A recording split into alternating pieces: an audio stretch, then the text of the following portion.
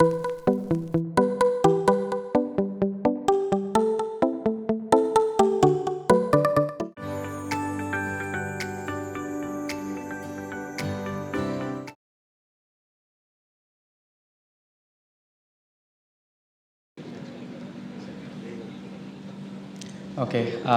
hello, good afternoon everyone.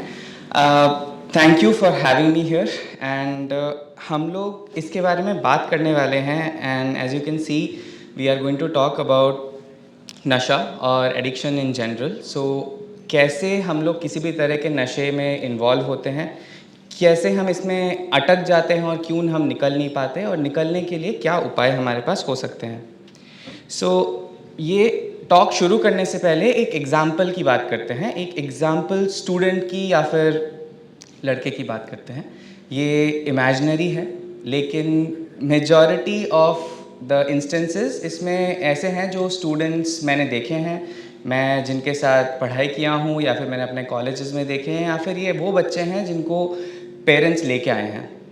सो ये student final year में है एंड पढ़ाई में बहुत अच्छा है एंड ऐसा है जैसे सब इससे नोट्स लेते हैं and he is functioning very well. दिक्कत की बात यह है कि काफ़ी टाइम से वो ये सुनते आए हैं कि कैनबिस एज अ ऑप्शन, गांजा, मेरे सीनियर्स ले रहे हैं, मेरे जूनियर्स ले रहे हैं, बहुत सारे लोग ले रहे हैं एंड इसकी वजह से ही वॉज ऑलवेज इंट्रीग्ड. तो एक बार के लिए ही ट्राइज दिस एंड कुछ खास फ़र्क पड़ता नहीं है, he is okay with it. थोड़ा सा अच्छा लगा, थोड़ा अच्छा नहीं लगा, फाइन. बात यह है कि 1 महीना निकल गया, 2 महीना निकल गया, उसके बाद एक ऐसा दिन आ गया जिस दिन डेडलाइन पास है, एग्ज़ाम पास में है, किसी रीज़न से स्ट्रेस हो रहा है, रात के 3 बज गए हैं और नींद नहीं आ रही है. ही इज़ वेरी टायर्ड, नींद चाहते हैं बट दिमाग भागे जा रहा है and he is not able to sleep. इस केस में he just goes back again to the substance कि एक बार वापस ट्राई करके देखते हैं. इस बार व्हेन ही ट्राइज दिस, काफ़ी हद तक रिलीफ मिलती है, नींद आती है, एंग्जाइटी से रिलीफ मिल जाती है and he sleeps off. I want you to notice this small difference. ये बहुत इंपॉर्टेंट डिफरेंस है क्योंकि अब ये सब्सटेंस, अब ये गांजा उनके लिए एक मस्ती का ज़ायरा नहीं है, एक टूल है, एक औजार है टू रिलीव हिज एंग्जाइटी. यही डिफरेंस है between someone who is taking any substance for just pleasure या फिर जो ले रहे हैं और उस पर डिपेंड हो रहे हैं.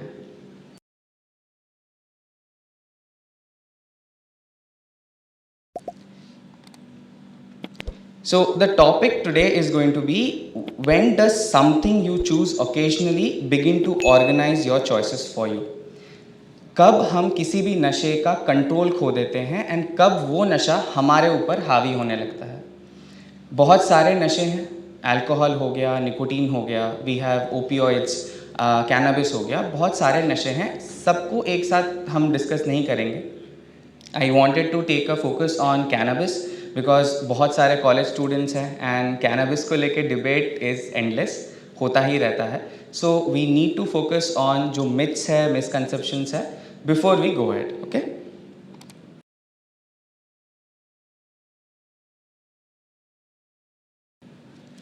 सो before we discuss why people start, we need to address this कि एडिक्ट जो टर्म है, नशेड़ी, एडिक्ट, ये जो टर्म्स है दे डेरोगेटरी टर्म्स है एंड इसका यूज़ हमको नहीं करना है.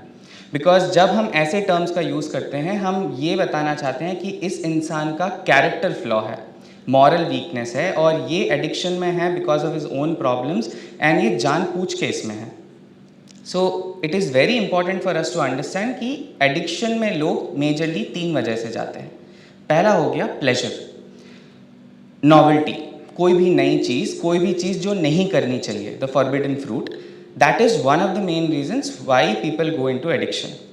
अब एक नया एक्सपीरियंस चाहिए, क्योंकि सब कोई कर रहे हैं, मेरे को भी ट्राई करके देखना है, that is one of the major reasons लोग ट्राई करते हैं. दूसरा, बिलोंगिंगनेस, मेरे सारे दोस्त अल्कोहल यूज़ कर रहे हैं, मेरे सारे दोस्त गांजा यूज़ कर रहे हैं एंड मैं किसी एक अलग रूम में बैठा हूँ and that sense of not belonging in a room, that is something that is distressing. वो कुछ भी करेंगे so that they can be part of a room. Last is relief. That is, हो सकता है कि यू हैव बेसलाइन एंग्जाइटी, आपको नींद नहीं आती, आपको कोई स्ट्रेस है एंड उसका रिलीफ के ऑप्शन में you are doing self medication. That means आप कोई भी टाइप का नशा इसलिए कर रहे हो ताकि आपको रिलीफ मिले कुछ देर के लिए। जो दिमाग में चीज़ें दौड़ रही हैं, जो आवाज़ें आ रही हैं, जो कॉन्स्टेंटली और ऑन द एज, उससे आपको रिलीफ चाहिए। The fact that you are not able to sleep for a while, आप बस थोड़े दिन के लिए अच्छे से सोना चाहते हो। ये तीनों मेन रीजंस होते हैं कि why people get into any substance, B it be nicotine और कैनबिस और अल्कोहल और opioids.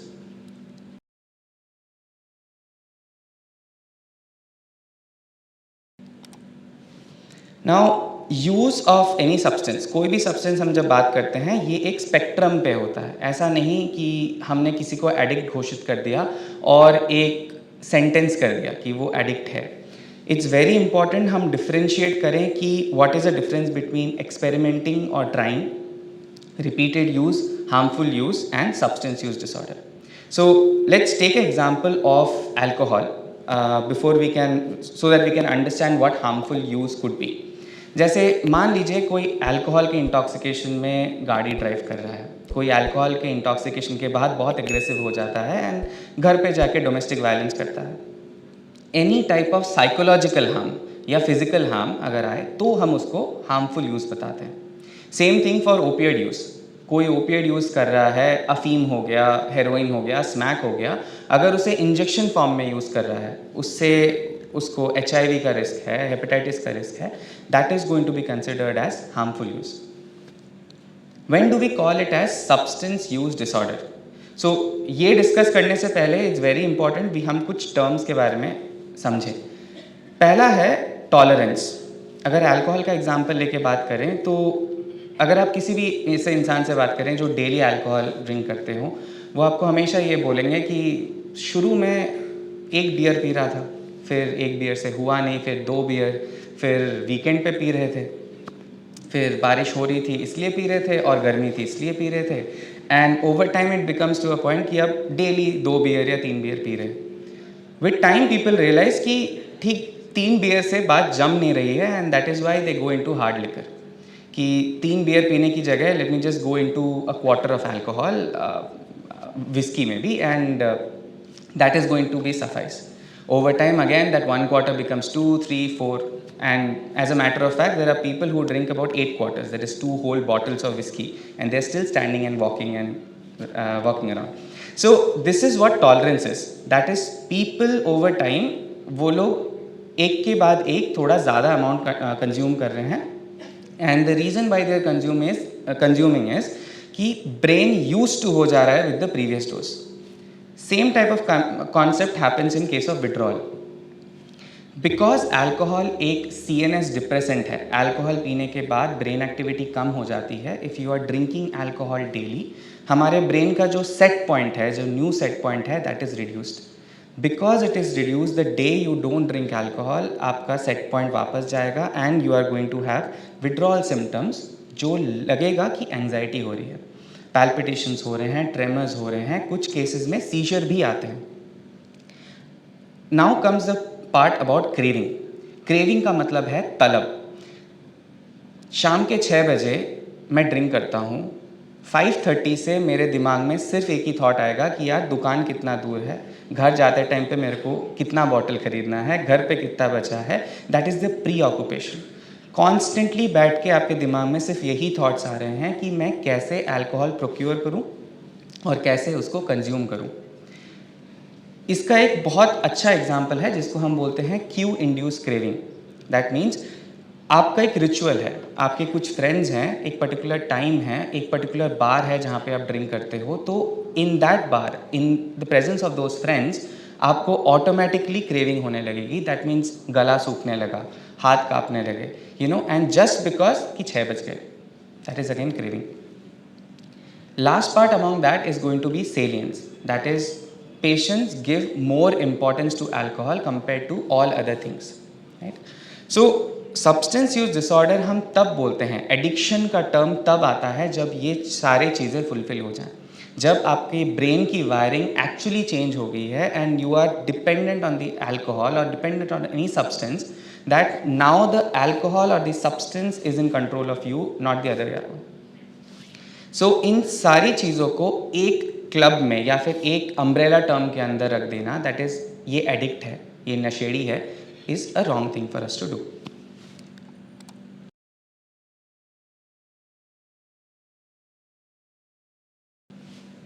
Now talking about addiction, let's take it as a example of a car. आप इमेजिन करिए गाड़ी है, उसमें एक्सेलरेटर है एंड अ ब्रेक है. सो एक्सेलरेटर है ऐसा जो आपको ड्राइव देता है, आपको मोटिवेशन देता है towards things, and that can be towards friends, that can be towards a drug, that can be towards an activity. अब उसकी तरफ आपको ये लेके जाता है. ब्रेक का काम है आपको ठहराव देना, आपको एक ऐसे पोजीशन पे रखना जहाँ पे आप ये डिसाइड करो कि आज नहीं, आज कुछ इम्पॉर्टेंट है, वीकेंड पे करते हैं, ताकि आपके पास थोड़ा कंट्रोल आए.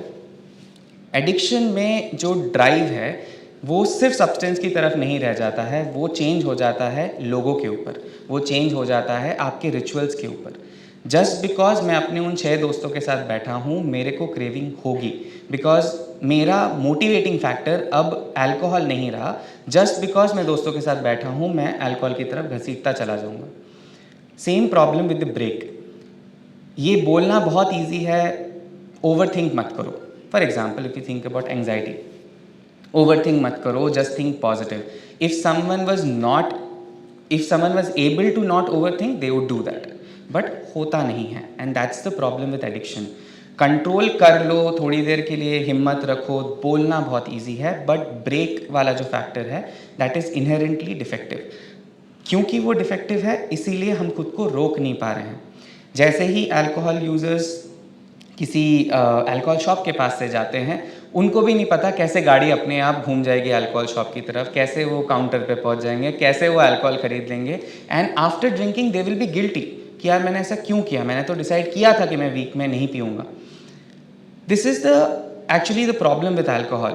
जब तक हम इसको as a character flaw treat करते रहेंगे and we will not realize कि it is a mental illness, it is a biological illness, हमारे पाथवेज चेंज हुए हैं, तब तक हम इसके बारे में इसको अच्छे से ट्रीट नहीं कर सकते.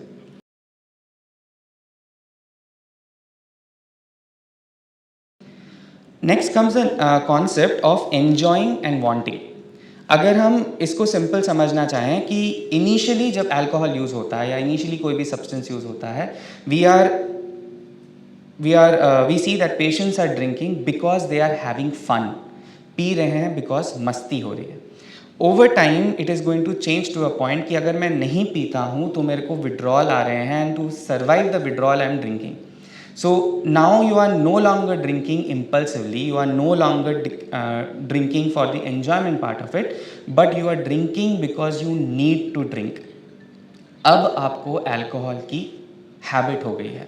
Now if you don't drink alcohol, you will have withdrawal symptom, and if you have withdrawal symptoms, you will have to drink alcohol to get relief. So इसमें एक बहुत इंपॉर्टेंट कॉन्सेप्ट है कि ऐसा तो नहीं है ना कि पढ़े लिखे लोगों को एडिक्शन नहीं होता. वाई? बिकॉज कंडीशनिंग को एजुकेशन से हम काउंटरैक्ट नहीं कर सकते. This is a pure case of conditioning. आपको अल्कोहल से रिलीफ मिलता है, that is why your brain is getting conditioned. The same way Pavlov was able to condition the dog, the same way even the thought of alcohol will make you salivate. So it is inherently a conditioning thing, and इसमें education का role नहीं है.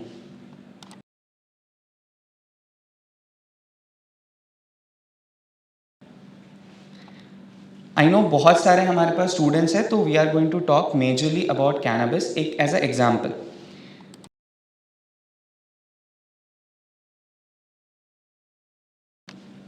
So this was a study which was done in 2019 by AIIMS Delhi, and they had found about 2.8% of population from the ages of 10 to 75 years, they are using cannabis. So that is about 3.1 crore people in India, and that is a past year use. Up 3.1 crore is a very big number, and cannabis here accounts for everything. It accounts for ganja, it accounts for hash, it can be for bhang. So बहुत सारे components हैं. Important number जो हमको देखना है वो है 0.66%. That is about 72 lakh people have reported that they need help. This is a very big number because this is the factor. इससे हमको पता चलता है कि कैनबिस इनहेरेंटली सेफ है, इनहेरेंटली कोई प्रॉब्लम नहीं होगा. That is a very big fallacy कि कैनबिस से कोई दिक्कत नहीं होता. That is a myth, that doesn't happen.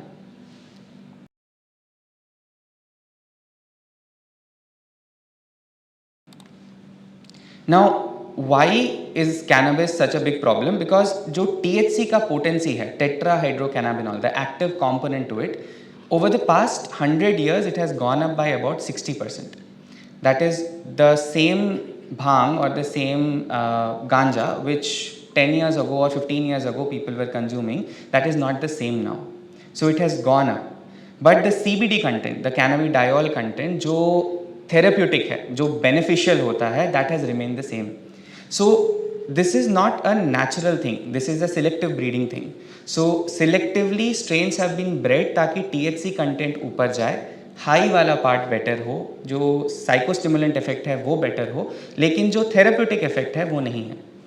ये मैं कोट कर रहा हूँ फ्रॉम अ पेशेंट जो हमारे पास कैनबिस इंड्यूस साइकोसिस के आए थे. ही हैड टोल्ड मी कि ऐसे तो हमारे ग्रंथों में भी लिखा है, बहुत इसमें लिखा है कि भांग लेते हैं, शिव जी भी लेते हैं, बट शिव जी जो भांग लेते थे that is not the same as जो अभी लिया जाता है. So a lot of things have changed in then and हम बहुत सारी पुरानी चीज़ों को इक्वेट कर रहे हैं and we are using that as an excuse to continue using. The last important thing is contaminants. जो आपके ड्रग डीलर्स हैं, जो पेडलर्स हैं, they want to get you hooked, as simple as that, because for them you are a part of profit. So they do cutting. Cutting का मतलब होता है कि किसी भी टाइप का गांजा, कोई भी प्रोडक्ट के अंदर कुछ ऐसी चीज़ें मिक्स करना जो ज़्यादा एडिक्टिंग हो. For example sleeping pills, benzodiazepines, MDMA, cocaine, even fentanyl. So बहुत टाइम्स पेशेंट हमारे पास आते हैं एंड दे टेल अस कि सर मैं तो सिर्फ गांजा कर रहा था, but when you do urine drug screen उनमें कोकेन भी पॉजिटिव आ रहा है, हेरोइन भी पॉजिटिव आ रहा है, बेंजोडाइजेपिन्स भी पॉजिटिव आ रहे हैं.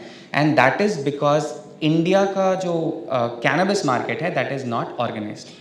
सो आपको जो आपका ड्रग पेडलर्स दे रहा है सामान, उसमें obviously a lot of things are mixed, lot of contaminants are mixed.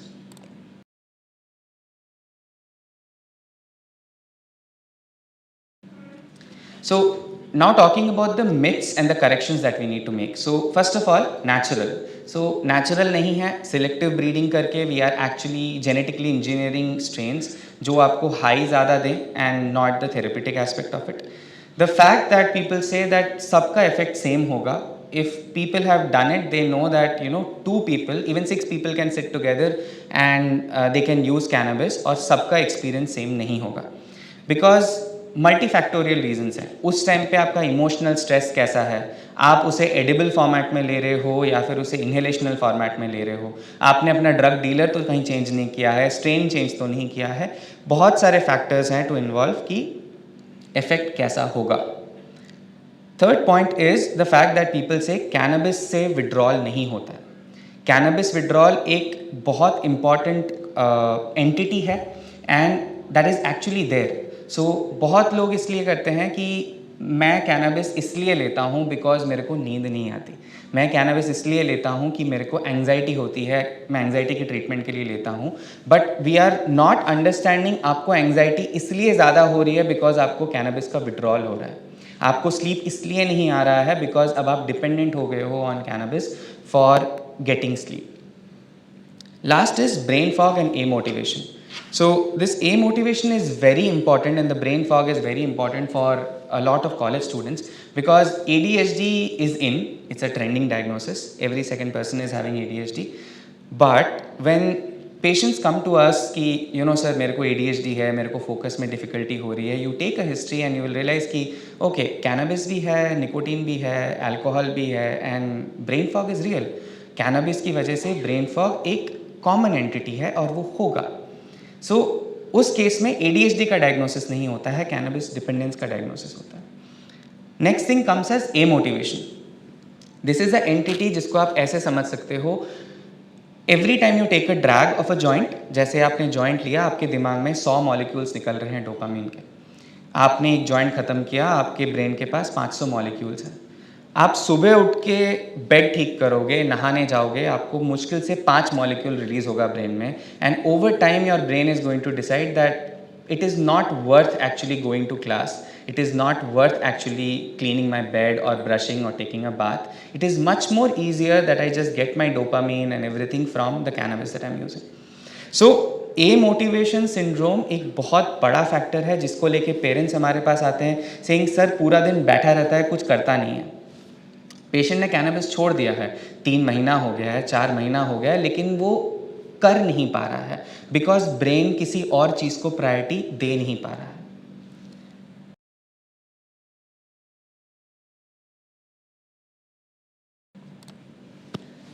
Now comes a very important part जिसको लेके सबसे ज़्यादा प्रॉब्लम्स होती हैं कैनबिस से, दैट इज़ कैनबिस इंड्यूस साइकोसिस। सो साइकोसिस के बारे में हम सबको पता है and cannabis induce bad trip भी सबको पता है। सो कैनबिस इंड्यूस साइकोसिस में patients usually come with auditory हैलुसिनेशंस। उनको ऐसा लगने लगता है दुनिया में जो भी हो रहा है मेरे लिए हो रहा है, एक सेल्फ रेफरेंशियल आइडिया होता है। वो जो पुलिस की गाड़ी खड़ी है वो मेरे लिए खड़ी है, वो जो पड़ोसी है वो मेरे दरवाजे के आगे कुछ करके गया। So they become very paranoid. Similarly उनको आवाज़ें सुनाई देंगी कि मेरी मदर बात कर रही हैं बहुत दूर से, मेरे को आवाज़ें सुनाई दे रही हैं and they start acting on it. Cannabis induced साइकोसिस का दिक्कत ये है कि about 47% of the patients who are having cannabis induced psychosis, they are going to convert into schizophrenia. That means about 50%, half of the patients जिनको cannabis induced psychosis हो रहा है उनको long term में जाके वो पूरा chronic schizophrenia या chronic bipolar disorder में convert हो जाएंगे। दिस इज़ नॉट कि कैनबिस इंड्यूस साइकोसिस और बैड ट्रिप सेम है। कैनबिस इंड्यूस साइकोसिस हम तब बोलते हैं जब आपने कैनबिस छोड़ दिया है और उसके 1 सप्ताह बाद तक आपको ऐसे सिम्टम्स आए जा रहे हैं। सो साइकोसिस के रिस्क फैक्टर्स में सबसे इंपॉर्टेंट है अर्ली एक्सपोजर। अगर अर्ली एज ऑफ ऑनसेट है कैनबिस का, जैसे एडोलेसेंस में या फिर अर्ली एडल्टहुड में, सबसे ज़्यादा रिस्क है। अगर ज़्यादा फ्रीक्वेंट यूज़ है या हाई डोज ऑफ कैनबिस का यूज़ है तो ज़्यादा है। अगर higher potency of THC products use हो रहे हैं तो ज़्यादा है। And more importantly the component of vulnerability and context, that is अगर आपके फैमिली में साइकोसिस का हिस्ट्री है, शिजोफ्रेनिया का हिस्ट्री है, बाइपोलर डिसऑर्डर का हिस्ट्री है, then you are at more risk of having साइकोसिस। आपको ज़्यादा चांस है कि आपको वापस से साइकोसिस होगा। कॉन्टेक्स्ट, अगर आप स्ट्रेसफुल सिचुएशंस में हैं, मान लीजिए एग्ज़ाम का स्ट्रेस है, जॉब का स्ट्रेस है एंड उस सिचुएशन में आप कैनबिस कर रहे हैं तो ज़्यादा रिस्क है साइकोसिस होने का। को यूज़ मतलब आपके साथ कोई और ले रहा है या फिर आप और कोई सब्सटेंस भी इसके साथ ले रहे हो तो साइकोसिस का रिस्क ज़्यादा है।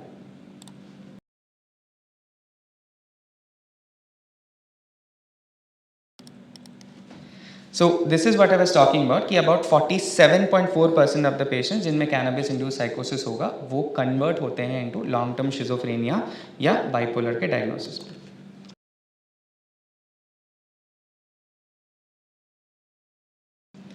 Now, it is very important for us to understand the drift. That is, ज़रूरत नहीं है कि पेशेंट्स जब हमारे पास आएँ या आप भी जिनको जानते हो उनमें सारे प्रॉब्लम्स हो कि वो ऑलरेडी डिपेंडेंट हो गए हैं, लेकिन जल्दी से जल्दी आइडेंटिफाई करना जब नींद में डिस्टर्बेंस हो। फॉर एग्जांपल पेशेंट्स पूरा पूरा रात नहीं सो रहे हैं या लेट सो रहे हैं, अगर सो भी रहे हैं तो उठने के बाद एग्जॉस्टेड उठ रहे हैं, दैट इज़ स्लीप की क्वालिटी ख़राब है, या फिर जो रिदम है हमको कब सोना है कब उठना है वो ख़राब हो रहा है।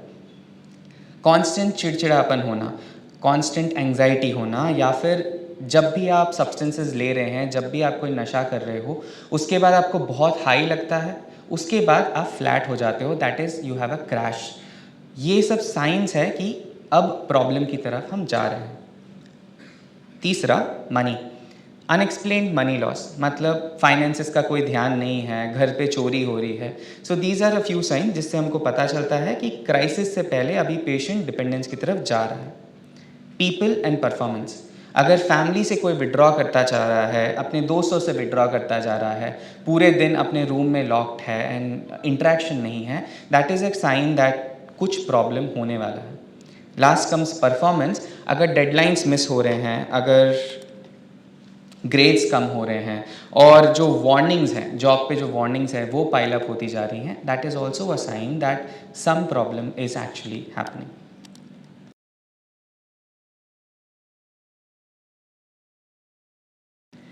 सो व्हाट हैपेंस अगर आपको पता चले कि आपका कोई दोस्त, आपका कोई जान पहचान, आपका पार्टनर या कोई भी आपका कोई फैमिली मेम्बर जिसको ये दिक्कत हो रही है, आपको सस्पिशन है कि कुछ हो रहा होगा, सबसे इम्पॉर्टेंट पार्ट है कंसर्न.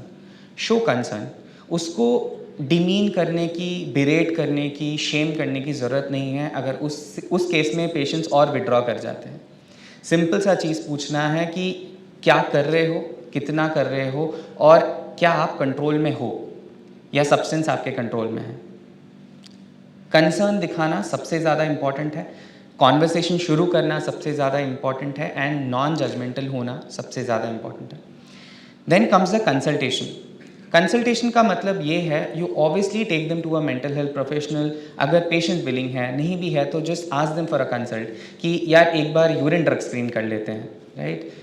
क्या अंदरूनी दिक्कत है जो आप छुपाना चाह रहे हो? क्या आपको एंग्जाइटी है जिसको आप सेल्फ मेडिकेट कर रहे हो? क्या आपको स्लीप डिस्टर्बेंस है जिसको आप सेल्फ मेडिकेट कर रहे हो? Last is emergency. किसी भी टाइम आपको लगे कि आपका कोई फ्रेंड, पार्टनर या कोई साइकोसिस में है, अतरंगी बातें कर रहा है, कॉन्स्टेंटली पैरानॉइड है, सो नहीं पा रहा है, सुसाइडल आइडिएशंस आ रहे हैं, so that is the time for you to not wait and take the patient for emergency treatment.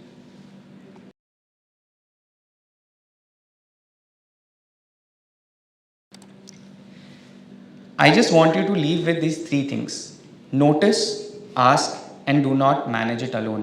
जो हमने इनिशियली लड़के के बारे में बात किया था, he was fine even though he was consuming on a daily basis. He was fine. Grades ठीक हैं, सब कुछ ठीक है, कोई दिक्कत नहीं है. लेकिन प्रॉब्लम तब आई जब उसको किसी ने एक्चुअली पूछा कि तू ठीक है. So that is all you need to do. Just take notice, ask and do not manage it alone. Thank you.